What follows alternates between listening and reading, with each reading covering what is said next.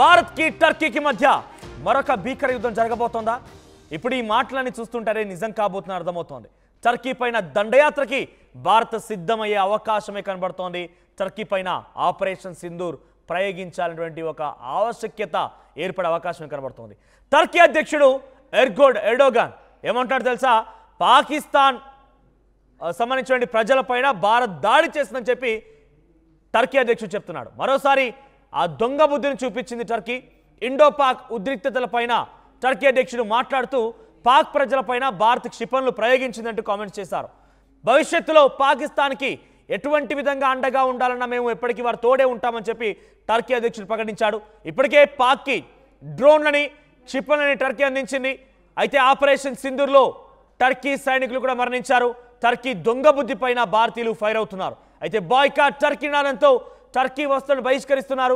Turkey మార్బుల్స్ని దిగుమతి చేసుకోకుండా వ్యాపారులు వాటిని వెనక్కి పంపించేస్తున్నారు. ఆ ప్రకటన విడుదల చేశారు. సో టర్కీకి డ్రోన్లు ఇవ్వడమే కాదు, పాకిస్తాన్కి టర్కీ డ్రోన్లు ఇవ్వడమే కాదు, ఏకంగా డ్రోన్ ఆపరేటర్లు కూడా పంపించేసింది.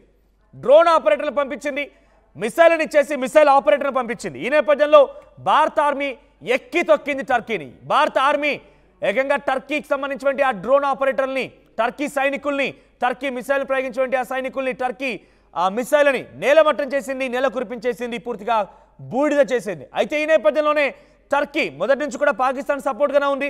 మీరు గమనిస్తే ఇంకా యుద్ధం మొదలు కానేలేదు. యుద్ధ విన్యాసాలు కొనసాగుతున్న ఇరు దేశాల మధ్య. మన రఫేల్ యుద్ధ విమానాలు ఇండో పాక్ బార్డర్ దగ్గరికి వెళ్ళిపోయాయి, ఎల్ఓసి దగ్గర వెళ్ళిపోయాయి. అటువైపు నుంచి వాళ్ళ ఫైటర్ జెట్స్ కూడా విన్యాసాలు చేస్తున్నాయి. ఈ క్రమంలోనే టర్కీ నుంచి ఒక భారీ విమానం వచ్చింది, కార్గో విమానం వచ్చి పాకిస్తాన్ ల్యాండ్ అయింది. అక్కడ కొన్ని వందల సంఖ్యలో టర్కీ పాకిస్తాన్కి డ్రోన్లు ఇవ్వడం, మిసైల్ని ఇవ్వడం, అంతా కూడా టర్కీ పాకిస్తాన్కి సపోర్ట్ ఇచ్చేసింది. ఈ నేపథ్యంలోనే టర్కీ విన్యాసాలు, టర్కీ యొక్క దుర్బుద్ధి, టర్కీకి సంబంధించిన విషయాలని గమనించినటువంటి భారత ఆర్మీ టర్కీని సైతం, టర్కీ ఆర్మీని, టర్కీకి సంబంధించిన సైనికులను సైతం పాకిస్తాన్లో ఎవరైతే ఉండి భారత్ వైపుగా దాడులు చేస్తున్నారో వాళ్ళని నేల కురిపించేసింది, వాళ్ళని నేలమట్టం చేసేసింది, వాళ్ళ డ్రోన్లని కూల్చేసింది, వాళ్ళ మిసైల్ని నేలమట్టం చేసేసింది. ఇక్కడితో ఆకుండా ఇప్పుడు ఏకంగా బహిరంగ ప్రకటన తెరలేపారు టర్కీ అధ్యక్షుడు ఎర్డోగాన్. ఏకంగా పాకిస్తాన్ ప్రజలపైన భారత్ దాడి చేసిందని చెప్తూ పాకిస్తాన్కి భవిష్యత్తులో ఎటువంటి విధంగా అండగా ఉండాలని మేము అండగా ఉంటామని చెప్పి టర్కీ అధ్యక్షుడు బహిరంగ ప్రకటించడం చూస్తుంటే డెఫినెట్గా టర్కీకి ఒక సమాధానం చెప్పాల్సిన అవసరం ఉందని మాత్రం అర్థమవుతోంది. మరి ముఖ్యంగా గతంలో టర్కీలో సునామీ వచ్చిన సమయంలో వారంతా ఎర్త్క్వేక్ వచ్చిన సమయంలో వారంతా కల్లోలమైపోయి పెద్ద ఎత్తున వారంతా కూడా కనీసం తిండి లేక ఇబ్బందులు పడుతున్న సమయంలో భారత్ నుంచి పెద్ద మొత్తం వారికి సహాయం వెళ్ళింది. భారత్ వాళ్ళకి సహకరించింది. వారందరికీ సహకారం అందించి భారత్ వాళ్ళ కోసం ఆలోచిస్తే ఈ దుర్మార్గులు వెన్నుపోటు పడుతున్నారు. ఈ దుర్మార్గులు ఇప్పుడు వెన్నుపోటు పడమే కాదు, ఆ పాపిస్టి పాకిస్తాన్ కుక్కలకు సపోర్ట్గా నిలబడుతున్నారు. మా ప్రతినిధి ఏపీ ఇన్పుట్ ఎడిటర్ కృష్ణమోహన్ సిద్ధంగా ఉన్నారు మరిన్ని అప్డేట్స్తో. ఎస్ కృష్ణమోహన్, సో టర్కీ యొక్క దుర్బుద్ధి, టర్కీ యొక్క దుస్సాహసం, టర్కీ యొక్క దురహంకారం మళ్ళీ బయటపడుతోంది. ఈ కుక్కతోక వంకరణ చందంగా పాకిస్తాన్కి మళ్ళీ సపోర్ట్ ఇస్తోంది. మన సహాయాన్ని మరిచిన ఈ టర్కీ మళ్ళీ మనకే వెన్నుపోటు పడిచే ప్రయత్నం చేస్తోంది. ఎలా చూడాలి టర్కీ అధ్యక్షుడి మాటల్ని? బేసిక్ గా టర్కీ అధ్యక్షుడు చేసిన మాటలు అంటే ఇది ఎక్స్పెక్ట్ చేసిందే. బేసిక్ గా మొన్న దాదాపుగా 400 డ్రోన్స్ ని పాకిస్తాన్ కి సప్లై చేసి at the same time man power ను కూడా వాళ్ళు ఇచ్చిన నేపథ్యం మనం చూసాం. ఆ తర్వాత కూడా అతను ఈ రోజు బహిరంగంగా భారత్ కు మాట్లాడాడు. మొన్న కూడా అక్కడ జరిగిన కొన్ని మీటింగ్స్ లో టర్కీ అధ్యక్షుడు స్వయంగానే మనం పాకిస్తాన్ కి మద్దతు పలుకుతున్నామని చెప్పాడు. కానీ ఈ రోజు అధ్యక్షుడు ఎర్డోగాన్ క్లియర్ గా ఒక మాట అయితే చెప్పాడు.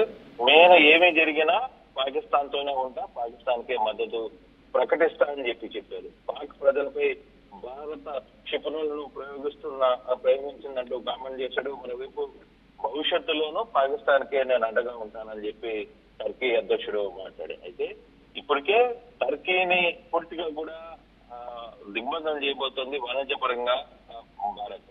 ఆపిల్స్ కావచ్చు, లేకపోతే మార్బల్స్ కావచ్చు, ప్రధానంగా ట్రావెల్ ఏదైతే 3,000 కోట్లు టర్న్ ఓవర్ పర్ ఇయర్ ఉన్న ట్రావెల్ ని పూర్తిగా కూడా భారతీయులు పూర్తిగా కూడా ఇండియన్స్ కంప్లీట్ గా టర్కీకి పోవడం మానేశారు. చాలా వరకు దానికి సంబంధించిన టికెట్స్ అన్ని కూడా క్యాన్సిల్ చేసుకుంటున్న పరిస్థితి. అయినప్పటికీ కూడా టర్కీకి బుద్ధి రాలేదు. టర్కీకి క్లియర్ గా వాళ్ళు అనుకున్న ఏదైతే సిచ్యువేషన్ ఉందో దాని మీదనే ముందుకు వెళ్ళాలని ఒక నిర్ణయానికి వచ్చినట్టుగానే కనపడుతుంది. అంటే ఆపరేషన్ సింధూర్లో టర్కీ సైనికులు కూడా చనిపోయిన పరిస్థితి ఉంది. టర్కీ దొంగబుద్ధి భారత్లో ఇప్పటికే వాళ్ళని బైకాట్ చేస్తున్న పరిస్థితి ఉంది. టర్కీ మార్బుల్ ని దిగుమతి చేసుకోవట్లేదు. మరోవైపు టూర్స్ ని ట్రావెల్స్ మొత్తాన్ని కూడా నిర్బంధం చేశారు. అసలుకి టర్కీకి ఎవరు పోకుండా చేసిన పరిస్థితి ఉంది. అయితే ఎందుకు పాకిస్తాన్ తన మిత్రుడు, పాకిస్తాన్ ప్రధాని తనకు మంచి మిత్రుడు, రాబోయే రోజుల్లో కూడా నేను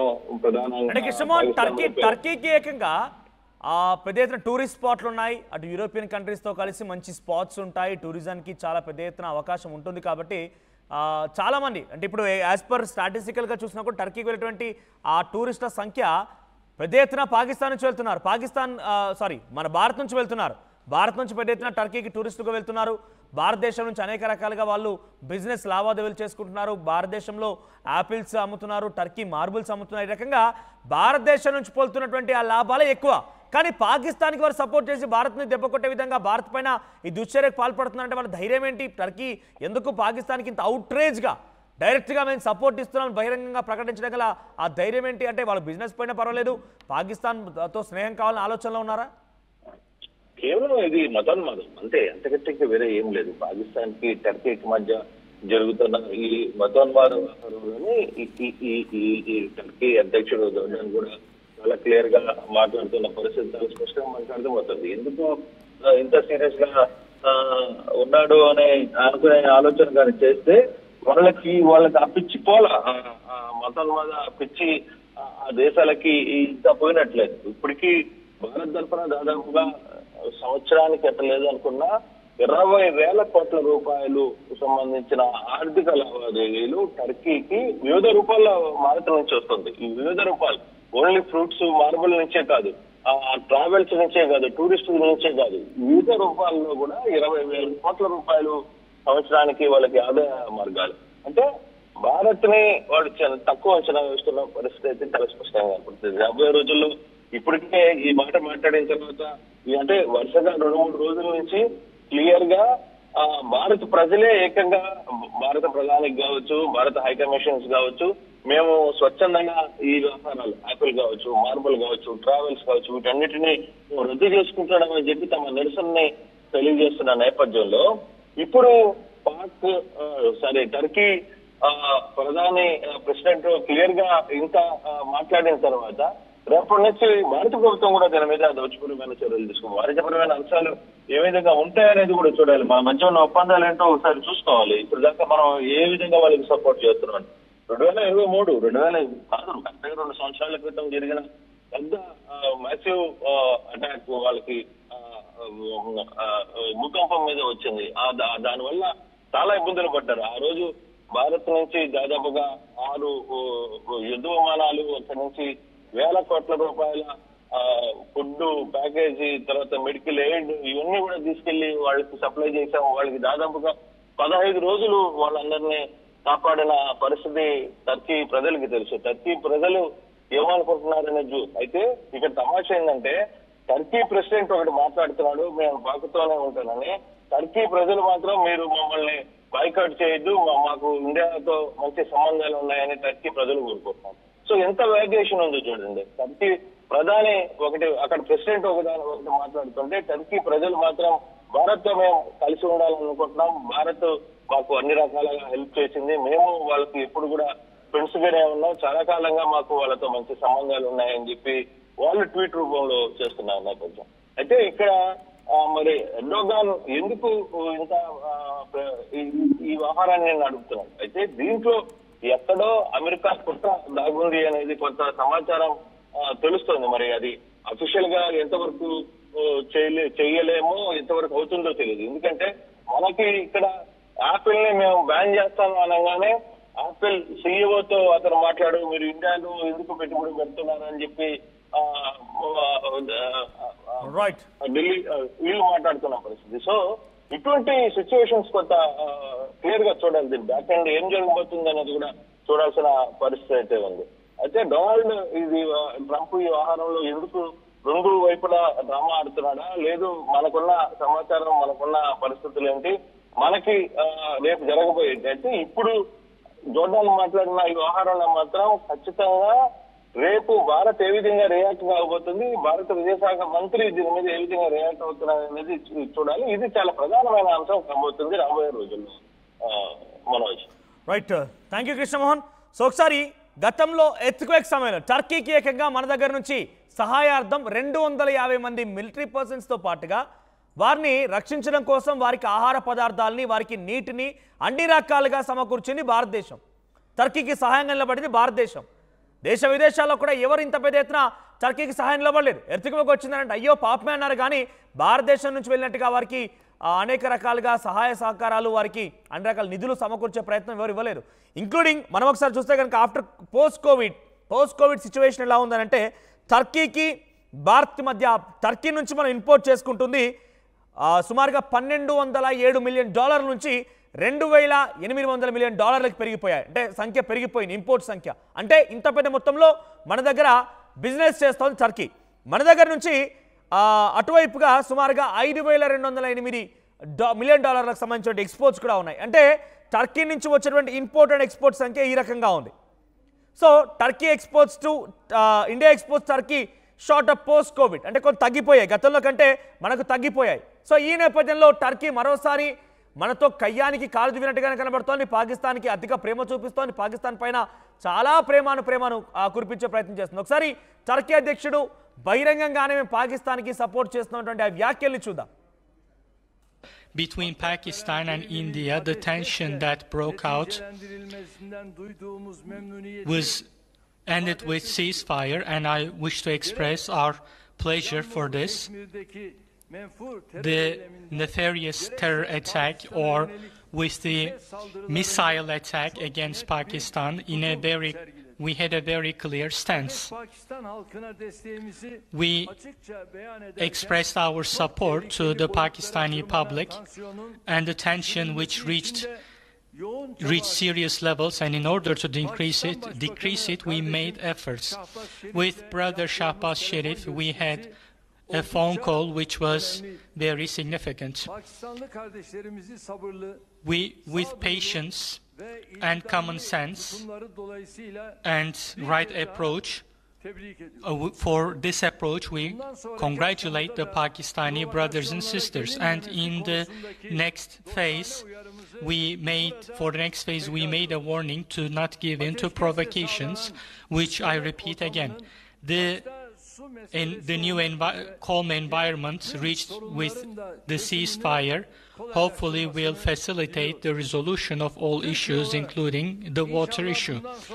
As Turkey, hopefully in the future, during difficult days, we are going to continue supporting the Pakistani people.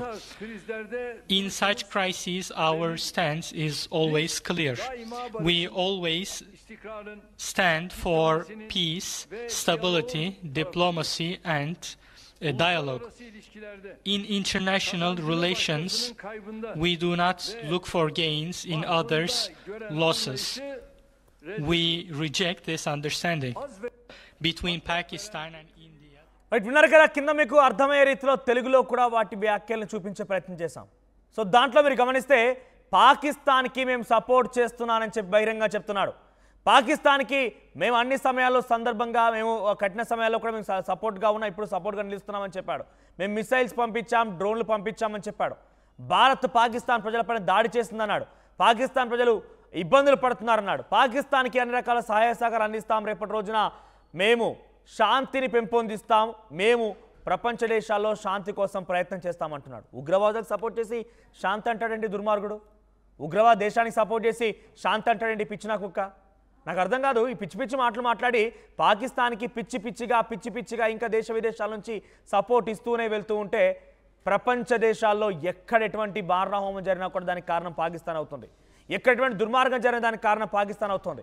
So ఇంకో విషయం మీకు చెప్పాలనుకోండి, ఇక్కడ ఒకసారి నేను బ్రౌజ్ చేసిన సమయంలో మన దగ్గర నుంచి చాలా ఎలక్ట్రికల్ సప్లైస్ అన్నీ కూడా పాకిస్తాన్ టర్కీకి వెళ్తున్నాయి. దాంట్లో batteries, receiver, video transmitter, antenna, electronic speed controllers, frames, Motors, propeller, ఇటువంటి విడివిడి పరికరాలు టర్కీకి మనం పంపిస్తున్నాం. టర్కీ వాటినేమో డ్రోన్లుగా మార్చి పాకిస్తాన్కి సపోర్ట్ చేసి పాకిస్తాన్ నుంచి మన వైపుగా ఎక్కుపెట్టి కొడుతోంది. మీకు అర్థమైంది కదా, విడిభాగాలని మనము వారి కోసం వారు ఎక్కడ దేనికోసం ఉపయోగిస్తున్నారు తెలియక మనం పంపిస్తూ ఉన్నాం మన దగ్గర నుంచి, మన భారతదేశం నుంచి అటువైపుగా ఎలక్ట్రానిక్ గూడ్స్, ఎలక్ట్రానిక్ మెషినరీ వెళ్తోంది. కానీ వాడక్కడ ఏం చేస్తున్నారంటే ఏకంగా వాటిని అమర్చి డ్రోన్లుగా తయారు చేసి వాటిని పాకిస్తాన్కి సప్లై చేసి పాకిస్తాన్లోకి వచ్చి భారతదేశంపై దాడి చేస్తున్నాడు దుర్మార్గుడు. మనం పంపించినటువంటి ఆ విడిభాగాల్ని కలిపి మనపైన దాడి చేస్తున్నాడు నీచ్ కమెంట్ కుత్తే ఈ టర్కీ గాడు. సో ఇక్కడ చాలా క్లియర్గా రిలీజియస్ కాన్సెప్ట్స్ అర్థమవుతున్నాయి. ఇరు దేశాల మధ్య ఆ రిలీజియస్ బంధాలు ముడిపడ్డాయి కాబట్టే మన వైపుగా ఆ మిసైల్స్ని, డ్రోన్లని పాకిస్తాన్కి సమకూర్చి మన వైపు ఎక్కుపెట్టే ప్రయత్నం చేస్తోంది. నేను మళ్ళీ మీకు గుర్తు చేస్తున్నాను, టర్కీ ఎర్త్క్వేక్లు వచ్చి అల్లాడిపోతుంటే 250 మంది మన మిలిటరీ పర్సన్స్ పంపించి ఆహారం, తినుబండారాలు అన్ని రకాలుగా సమకూర్చి అక్కడ సహాయ సహకారాల కోసం మన సిబ్బంది వెళ్ళింది. మన భారత ఆర్మీ అక్కడ పనిచేసింది, మన భారత ఆర్మీ అక్కడ వెళ్ళిపోయి వారు సహాయ సహకారం అందించింది. కానీ దొంగ దెబ్బ తీసి వెన్నుపోటు పొడిచేటువంటి విధంగా టర్కీ పిచ్చుకుక్క మళ్ళీ మనపై కరుస్తోంది. మనం పాలు పోసి మన నీళ్లు పెట్టి వాళ్ళకి ఆహారం అందించి వాళ్ళని పోషిస్తే మనపైన విషయం జిమ్మే ప్రయత్నం చేస్తోంది టర్కీ. సో డెఫినెట్గా ఆపరేషన్ సింధూర్ అనేది కొనసాగుతున్నట్టుగా మన ప్రధాని ఏం చెప్పాడు, ఉగ్రవాదం ఎక్కడున్నా వదిలిపెట్టే ప్రసక్తే లేదు. ఉగ్రవాదులుగా ఉన్నా, ఉగ్రవాద దేశాన్ని సపోర్ట్ చేసినా, ఉగ్రవాదులకి మద్దతుగా నిలబడ్డా అందరినీ ఉగ్రవాదులుగానే చూడాల్సి వస్తుంది. ఉగ్రవాద చర్యని మేము ఒక వార్గానే చూస్తామని చెప్పి చాలా క్లియర్గా మన ప్రధాని మోదీ చెప్పుకొచ్చారు. ఈ నేపథ్యంలోనే టర్కీకి కూడా ఆపరేషన్ సింధూర్ పేరుతో సమాధానం చెప్పే అవకాశం ఉన్నట్టుగా అర్థమవుతోంది. టర్కీ కూడా అంత పెద్ద ఎత్తున అయ్యే అవకాశం. మరి ముఖ్యంగా అజర్బైజాన్కి టర్కీకి పెద్ద ఎత్తున AP tours and travels association దాన్ని రద్దు చేసింది. అజర్బైజాన్కి టూర్ ప్యాకేజ్ రద్దు చేసింది. ఏకంగా ఏపీ టూర్స్ అండ్ ట్రావెల్సే కాదు, దేశవ్యాప్తంగా అసలు అజర్బైజాన్కి టర్కీకి వెళ్ళేటువంటి ఆ టూర్స్ మొత్తాన్ని కూడా రద్దు చేసుకోమని ఏకంగా ఎయిర్లైన్స్ చెప్తున్నాయి.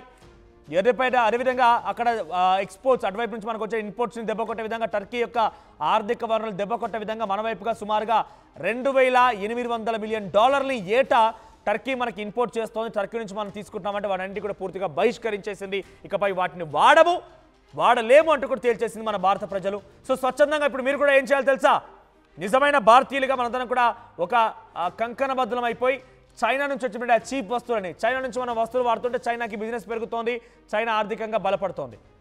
సో అక్కడ చైనా నుంచి వచ్చే వస్తువులని పూర్తిగా కూడా కొట్టిపారేద్దాం, టర్కీ నుంచి వచ్చేటువంటి వాటిని కొట్టిపారేద్దాం.